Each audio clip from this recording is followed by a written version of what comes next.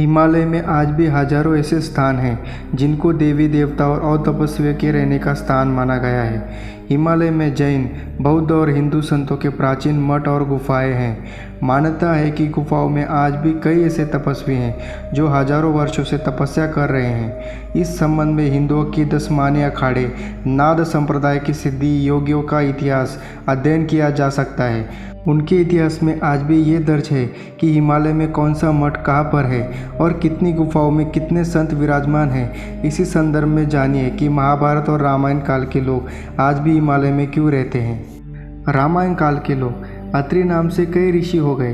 एक है ब्रह्मा के पुत्र अत्रि। उन्होंने कर्दम की पुत्री अनुसुईया से विवाह किया था। इनके ही पुत्र दत्तात्रेय, चंद्रमा और दुर्वासा थे। इनका आखिरी अस्तित्व चित्रकूट में सीता अनुसुईया संवाद के समय तक प्रकट हुआ था। कहते हैं कि वे भी हिमालय के किसी क्षेत्र में रहते हैं। दुर्वासा ऋषि का नाम सभी ने सुना होगा। उन्होंने सतयुग में इंद्र को भी शाप दिया था। उन्हें राम के युग में भी देखा गया है। वे द्वापर युग में श्री कृष्ण के पुत्र शाम को भी शाप देते हुए नजर आए थे। कहते हैं कि वे भी सह शरीर आज भी जिंदा है और हिमालय के किसी क्षेत्र में स्थित है। भगवान विष्णु के छठे अवतार परशुराम कालिकाल के अंत तक सह शरीर रहेंगे। परशुराम सतयुग में थे जब उन्होंने अपने फरसे से श्री गणेश जी का एक दांत तोड़ दिया था। त्रेता युग में भगवान राम द्वारा शिवजी का धनुष तोड़े जाने के समय वे आए थे और उन्होंने राम को आशीर्वाद दिया था। इसके बाद द्वापर युग में उन्होंने श्री कृष्ण को चक्र प्रदान किया था। वे ही कल्कि को भगवान शिव की तपस्या करके उन्हें अनेक दिव्य अस्त्र को प्राप्त करने के लिए कहेंगे। भगवान परशुराम जी, हनुमान जी विभीषण की भांति चिरंजीवी है तथा महेंद्र पर्वत पर उनका निवास है। भगवान शिव के परम भक्त ऋषि मार्कंडेय ने कठोर तपस्या से भगवान शिव को प्रसन्न कर लिया था।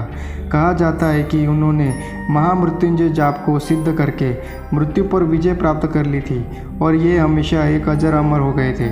ऐसा कहा जाता है कि वे हिमालय के किसी गुफा में रहते हैं। हनुमान जी को एक कल्प तक इस धरती पर रहने का वरदान मिला है, अर्थात कली काल के अंत के बाद भी।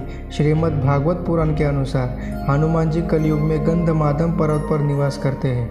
गंधमादम पर्वत तो 3 हैं। पहला हिमवंत पर्वत के पास, दूसरा उड़ीसा में और तीसरा रामेश्वर के पास। अज्ञातवास के समय हिमवंत पार करके पांडव गंधमादम के पास पहुँचे थे जो हिमवंत पर्वत के पास था।